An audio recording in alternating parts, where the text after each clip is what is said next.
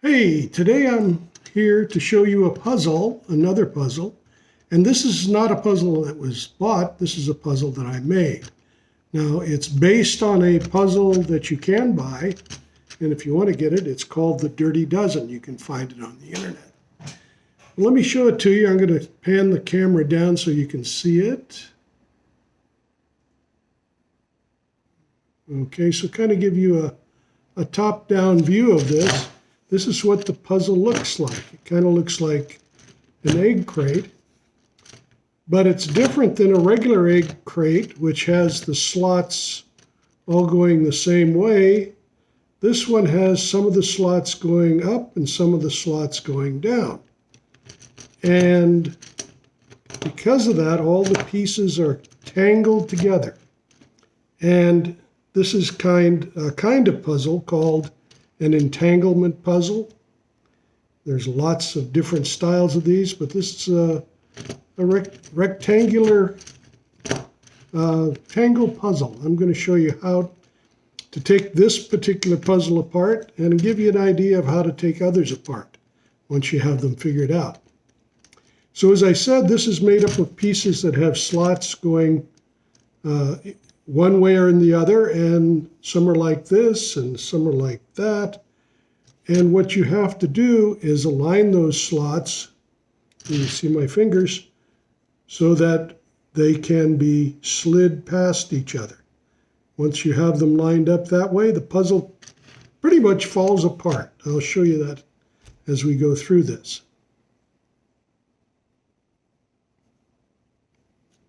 So, first of all, if the puzzle's like this, with the pieces on edge like that, you can't really move the pieces without gravity taking over and moving the other pieces. So, the easiest way to work on this is to turn it on its side.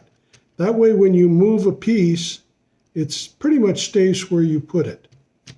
So, the first thing you got to figure out is which pieces need to be moved which way. And the puzzle tells you this. You set it like this and grab a horizontal piece, and you can see it, when you move that horizontal piece, some of the pieces go along with it. That's because their slot is like this. And others don't move because their slot goes like this, goes the other way. So you figure out first which slots go which way, and you pull those vertical pieces apart as far as you can, and then move this horizontal piece back and forth until you can lift it up. And there's one particular place, and it's a little fidgety to find exactly where it is, but once you find it, it pretty much just drops apart. There we go. There we go, almost. It's so close. There's that one. There. Now you see that? It just pretty much fell off.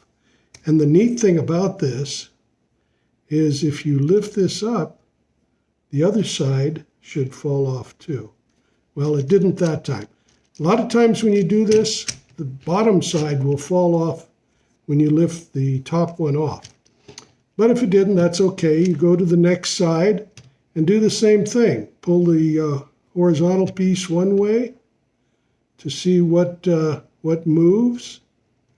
In this case, we have one less piece to get in position.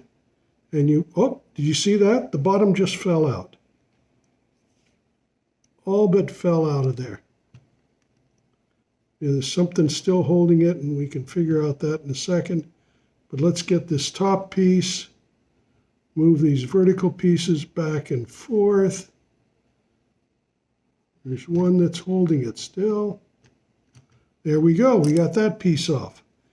And let's see if the bottom's almost off. Let's turn it over and get that off the rest of the way. All that's holding it is this one vertical piece here. There it goes.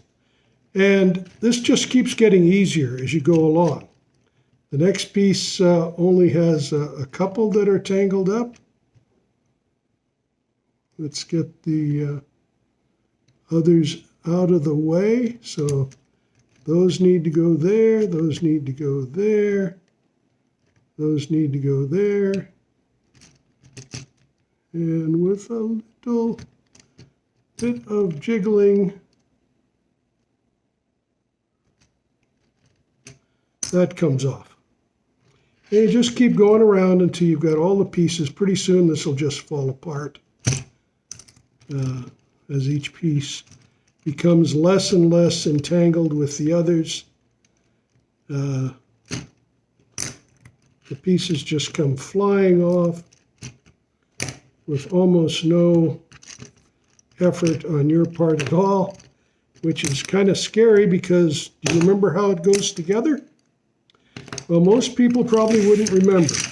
I'm going to mix these pieces up because it doesn't matter, because if you look at them carefully, you'll see they're all exactly the same, which is quite a surprise. It was a big surprise to me when I was creating the design based on the Dirty Dozen puzzle. I was really a bit shocked to find out they're all exactly the same shape of piece. And we'll just go through these and put them all in order. I don't know if you can see that well. I hope you can.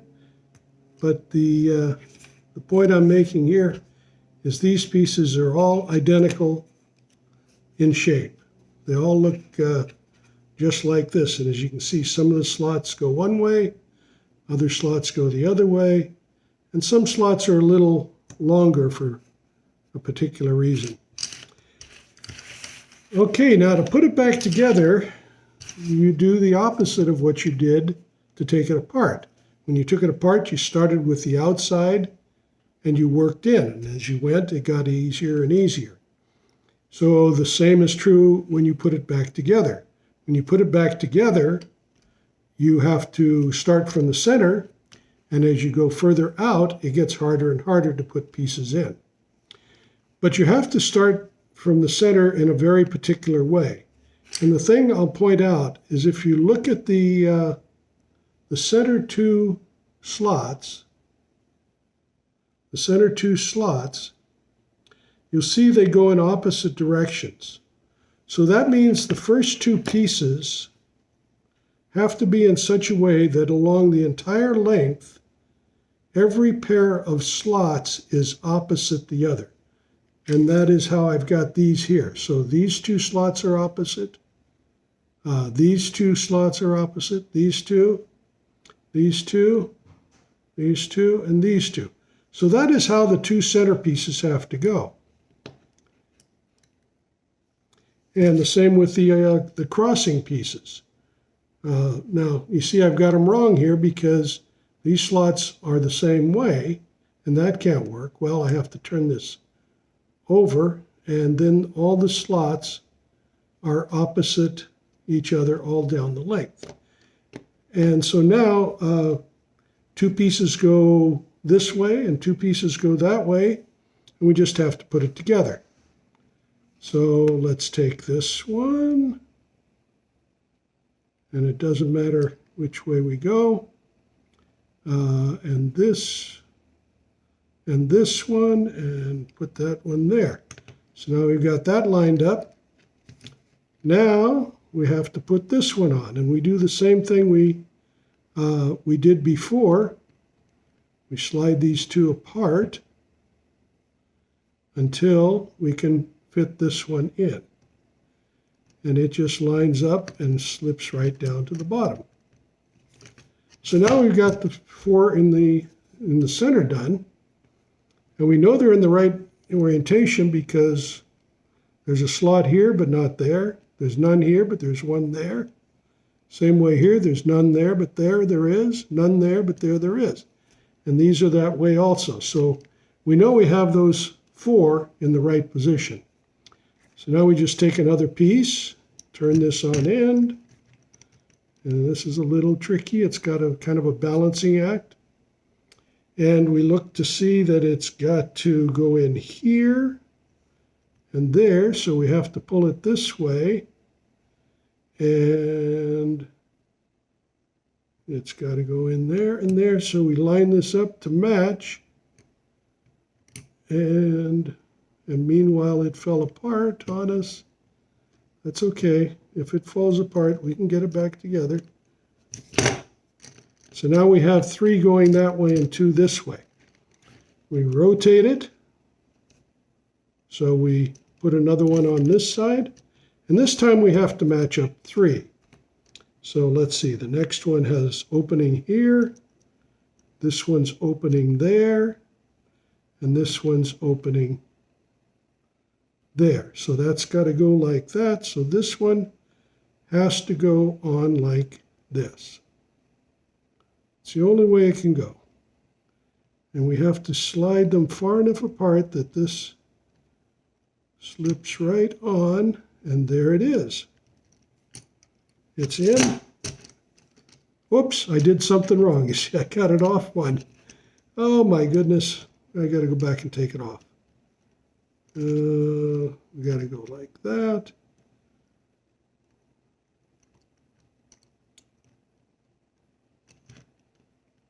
Okay, so I'm off one, which means I think I have to flip this over. Is that right now? There's the center too. No.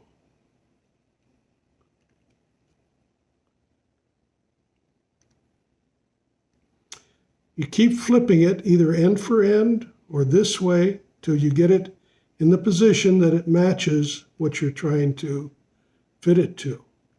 And I think this is it. There, I've got 3 and 3. Okay, you can stop watching now. I think I've shown you everything there is to show. Basically, you just keep doing this. This one's got to go that way, that one that way, and this one this way. Take another piece.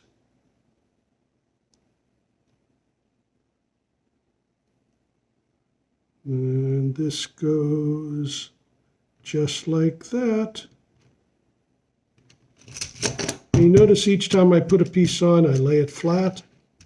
That helps them all fall into place. The thing about this puzzle that's different than the Dirty Dozen is that my manufacturing tolerances are a lot looser, so it fits together more loosely. That makes it a little more fidgety, maybe, but I think it's fine the way it is, and I'm not going to change it. I like it, and that's that. Let's see how we go here. No, that's not right. This. No, I keep flipping it until I get it to match. That. No. Okay. That. And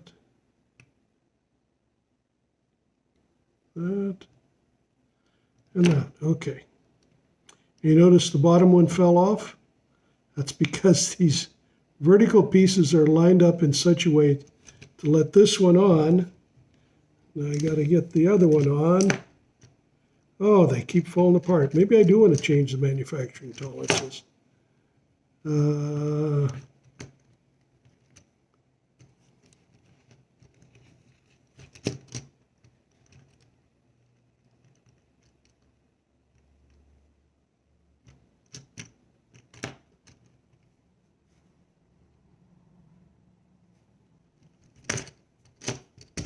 There we go.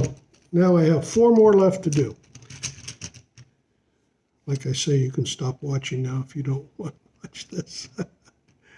And this will be the outside ones. And get them lined up. And we have 1 that way and 3 that way.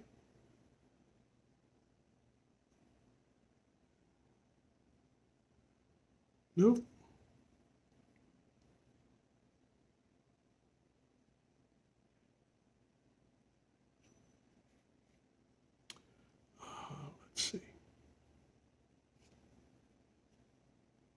like that. Maybe the way I started. And get it in there, and it's set. One more over here. Okay.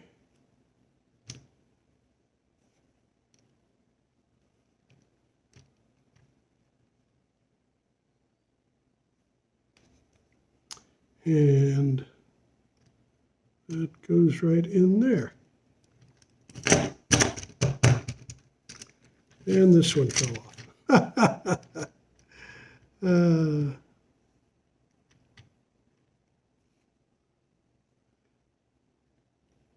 Get it back on.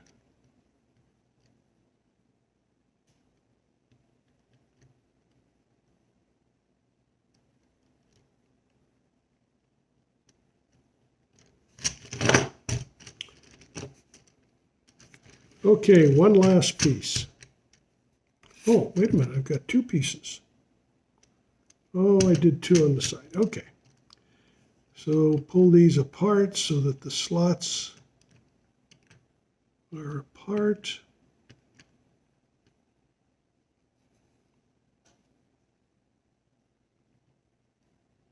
And this should fit right on here. Drop right on. And there it goes. And finally, let's get these out.